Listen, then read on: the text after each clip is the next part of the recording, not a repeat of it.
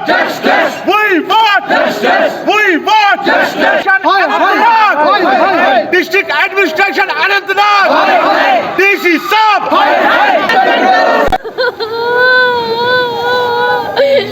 District hospital Sherbagh maternity hospital में पिछले 4 दिन से एडमिट थी और 4 दिनों से हमें डॉक्टर बोल रहे हैं लगातार हम कल करेंगे, परसों डिलीवरी हो जाएंगी। तो आखिरकार कल 12 बजे दिन के 12 बजे इनकी डिलीवरी हुई, लेकिन सीजर बड़ा ऑपरेशन आया। उन्होंने बोला था अब तक नहीं ऑपरेशन नहीं होगा, नॉर्मल डिलीवरी होगी। जब बड़ा ऑपरेशन आया तो हम घर गए अच्छे से, बेटा हुआ इनका।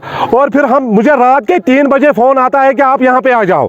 12 बजे से रात के 12 बजे इनको पेन स्टार्ट हुई ताकि सुबह 4 बजे तक जब तक इनकी डेथ ना हुई। जब यहाँ पर हम 3 बजे आए हैं, हमने डॉक्टर साहब से पूछा डॉक्टर साहब बात क्या है। उन्होंने बोला यहाँ इनकी पेन है, हम देख रहे हैं, लेकिन इनको हार्ट अटैक आया था 3:30 बजे, लेकिन उन्होंने हमें नहीं बोला। इन्होंने बोला कोई बात नहीं। उन्होंने जीएमसी वालों से बात की, जीएमसी वाले जो डॉक्टर है वो आए इधर। उन्होंने बोला कोई बात नहीं, हम इनको वहाँ पे अल्ट्रासाउंड करेंगे। आप बदकिस्मती की बात देखो, यहाँ पे अल्ट्रासाउंड का इंतजाम नहीं है रात भर। ये देखो ये कौन सा एडमिनिस्ट्रेशन है, कौन सा अस्पताल है ये। फिर हम जीएमसी अनंतनाग गए, उन्होंने बोला हम इनको अल्ट्रासाउंड करेंगे। अल्ट्रासाउंड उन्होंने बोला ठीक है। हमें पता नहीं है, डॉक्टर को पता है, क्योंकि खुदा से नीचे फिर डॉक्टर होता है। फिर हम उधर गए, डॉक्टर ने बोला इनको हम आईसीयू में रखेंगे। आईसीयू में रखा, इनको ने बोला किसी डॉक्टर ने मुझे बोला कि इनको हार्ट अटैक आया इधर शेरबाग मैटरनिटी हॉस्पिटल में। फिर उन्होंने बोला हमारी गलती नहीं है। फिर उन्होंने 4 बजे इनकी डेथ हुई है। लेकिन हमारा मुतालबा यही है। हाँ, ऊपर से हाँ, पुलिस का हम बहुत शुक्रगुजार है। पुलिस ने हमें पूरा सपोर्ट किया है। जो यहाँ का शेरबाग का जो डीओ है साहब है, उन्होंने हमारे साथ बहुत ताउन किया है।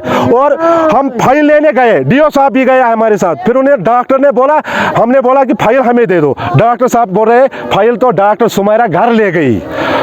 वो का इनका जाती अस्पताल है, घर का अस्पताल है, उन्होंने वो फाइल घर में ली। वो कौन होती है घर फाइल में? हमारी रिक्वेस्ट है सर, इतने सारे एपिसोड होते हैं यहाँ पे शेरबाग अस्पताल में, लेकिन गवर्नमेंट टच से मस नहीं हुई आज तक। जितने भी एपिसोड है, जितने भी यहाँ पे डेथ्स हुई है, गवर्नमेंट टच से मस नहीं हुई। हमारी जो रिक्वेस्ट है सरकार से, अगर 12 बजे इस लड़की की जो पेन है शुरू हो गई है, इसकी 12 बजे से 3:45 बजे तक डॉक्टर ने कोई केयर नहीं किया है। अगर इनको लगा कि हमारे बस में नहीं है, हम कुछ नहीं कर पाएंगे, इनको चाहे कि एलडी रेफर करो। लेकिन 3:45 बजे जब इनको लगा कि इनकी डेथ होने वाली है, तो हमारे हाथ में कुछ नहीं है, तो इनको जंगलात मंडी रेफर किया गया है। तो हम यहाँ तोड़ फोड़ नहीं करने आए, हम सिर्फ सरकार से रिक्वेस्ट करते हैं कि हमेशा यहाँ पे एपिसोड क्यों होते जा रहे हैं। अगर यहाँ पे स्टाफ है, ये नाकस स्टाफ है, बेकार स्टाफ है, इस स्टाफ को चेंज करके ऐसे अब डॉक्टर यहाँ पे ले आए जिनमें सलाहियत हो, जिनमें ऐसी सलाहियत हो जो कि पेशेंट को बचाए। जी, ये जो अनफॉर्चुनेट इंसिडेंट हुआ है, मैं आपको डिटेल उसके बारे में जो मैंने अभी प्रिलिमिनरी इन्वेस्टिगेशन करी है सुबह आके, तो मैं उस सीक्वेंस ऑफ इवेंट्स आपको बताऊंगा। हमारे पास जो पेशेंट नाजा जी हैं वो मंडे को एडमिट हुई है 15 तारीख को, जिसके बाद डिसीजन बना, अभी टर्म प्रेगनेंसी थी, मतलब पूरा टाइम था, तो हमने डिसीजन बनाया था कि इसको अब दर्दें उठाएंगे। थोड़ा सा ब्लड प्रेशर इनका ज़्यादा था, पहली बार ज़्यादा ब्लड प्रेशर आया था, और थोड़ा बहुत इनका प्लेटलेट काउंट कम था। तो ये 2 चीज़ें थी। प्लेटलेट काउंट हमने दोबारा कंफर्म करा, मैनुअल प्लेटलेट काउंट जिसको हम कहते हैं। तो प्लेटलेट जो मैनुअल आया 1,10,000 आया, वो प्लेटलेट काउंट ठीक था। उसके बाद पेशेंट को दर्दें उठाने की दवाइयाँ डली, जो 3 डोज हम डालते हैं वो बाकायदा डली, और टाइम टू टाइम पेशेंट बिल्कुल डॉक्टर साहिबान ने अच्छे से देखी है, वाइटल्स उसके स्टेबल रहे हैं। फिर कल हमारी जो सीनियर कंसल्टेंट डॉक्टर सुमेरा, उन्होंने डिसाइड किया कि पेशेंट सिजेरियन के लिए जाएगा, क्योंकि पेशेंट का पानी ख़त्म हो चुका था। सिजेरियन लगभग 1:15 के आसपास परफॉर्म करा गया।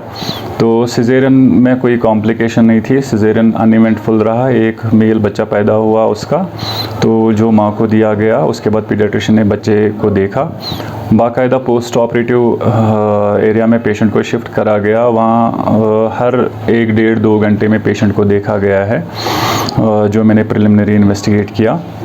तो रात के लगभग 12 बजे तक, जो कल की 17 तारीख की रात थी, 12 बजे तक पेशेंट बिल्कुल ठीक रही हैं। जिसके बाद एक वॉमिटिंग का एपिसोड हुआ है उनका, जिसके लिए डॉक्टर साहिबान ने देखा, डॉक्टर मसरत जो हमारी ड्यूटी पे रही हैं, तो उन्होंने देखा, उसके लिए उनको दवाई दी गई, इंजेक्शन 2 दिए गए। उसके बाद पेशेंट ठीक रही। उसके बाद लगभग 1-1.25 घंटे के बाद पेशेंट ने कंप्लेन किया कि उसको छाती में दर्द हो रहा है, पल्स बढ़ने लगा पेशेंट का। तो हम उस सिचुएशन में 2 चीज़ें हमने सस्पेक्ट की जो इसमें कॉम्प्लिकेशंस हो सकती हैं।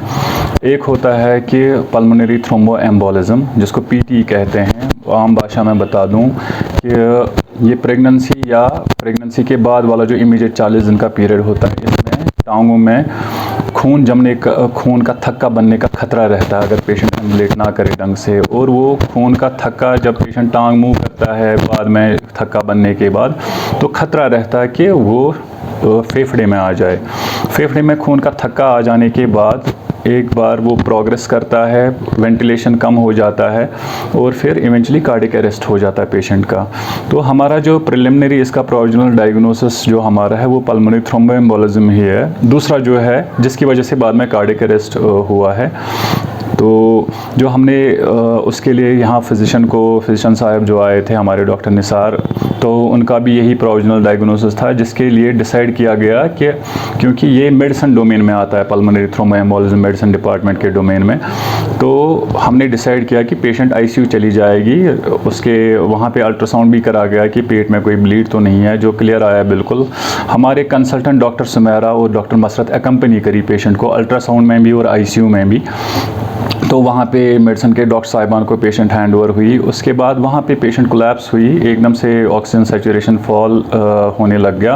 प्रोबेबली शायद दूसरा खून का थक्का जो था वो आया फेफड़े में या पहला ही प्रोग्रेस हुआ, तो वो तो अभी कह नहीं सकते, ऐसे बातें हो जाएंगी। वो ऑटोप्सी पे पता चलती है वो चीज़ें कि पल्मोनरी एम्बोलिज्म था या सीधे कार्डियक अरेस्ट था या कुछ और थी, वो चीज़ तो ऑटोप्सी पे पता चलती है। वहाँ पे फिर पेशेंट को इंटुबेट करा गया, लेकिन काफ़ी रेसिस्टेशन जितना कर सकते थे उसके बाद पेशेंट रिवाइव नहीं हो पाई। This is an unfortunate incident.